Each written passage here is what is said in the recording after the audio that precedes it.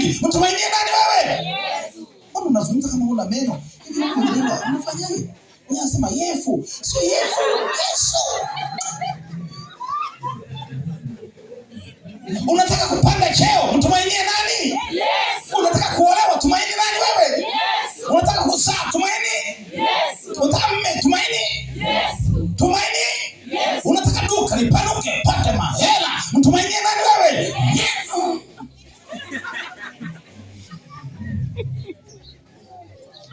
Yesu. Jamani, haleluya. Tumainie Yesu. Anaweza yote. Yule ndugu yangu, rafiki yangu, huyo jamaa yangu ambaye tulipeana ushuhuda huo na tukakubaliana kwamba wewe sema tu bwana, maana kuna wengine washateseka hiyo.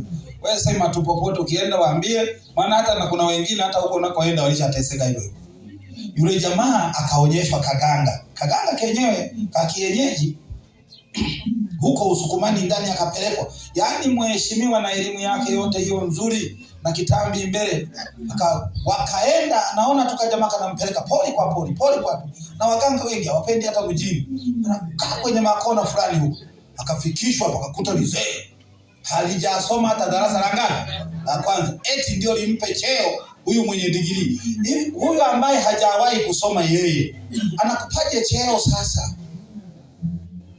Afika hapo akakalishwa.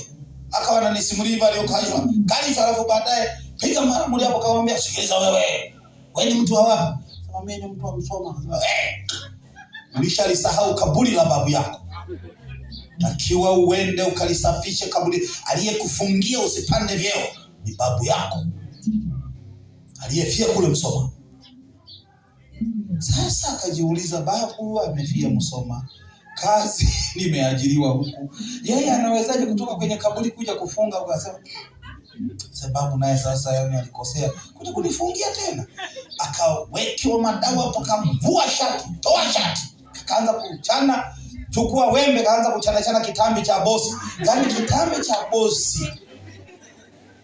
Piga chale ndugu yangu, mgongo wa bosi unaolalaga pazuri, maana mabosi wanalala pazuri. Piga chale wewe.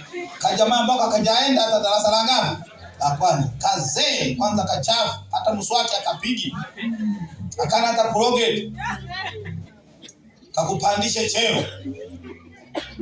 Kakamchana sema leo nimembahatisha mwenye ngozi laini.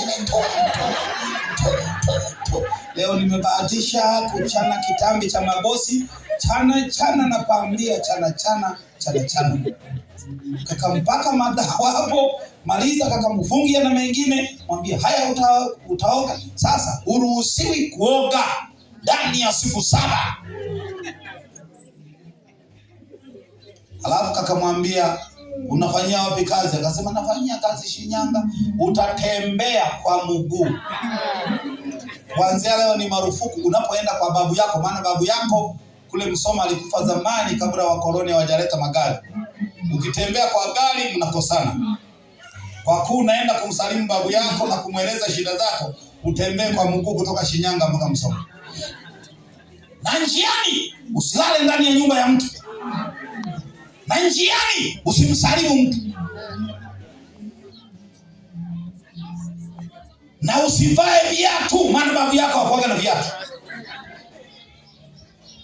Jamani, ni vituko yule bosi ukikutana naye. Anasema nilipita, akaianza sasa safari hiyo. Kwa wale wanaofahamu barabara hilo, huyo Mwigumbi, huyo akala kona. Anaitafuta Maswa ili akatisha angalau Ramadi, akatishie Maswa Bariadi, Ramadi sijui nini humo ndani, akatokeze. Ndio huyo. Aichanishe kale kapolipoli kenye wanyama wanaokatisha ingie Bunda kwa mguu. Siku 3. Siku ngapi? Na umekatazwa kulala ndani ya nyumba ya mtu. Kwa hiyo gesti zote mheshimiwa marufuku. Viatu kuvaa marufuku. Kuwasalimu watu njiani marufuku. Akatembea kwa sababu anatengenezwa aweke matumaini yake juu ya mizimu, aweke matumaini yake juu ya ushirikina.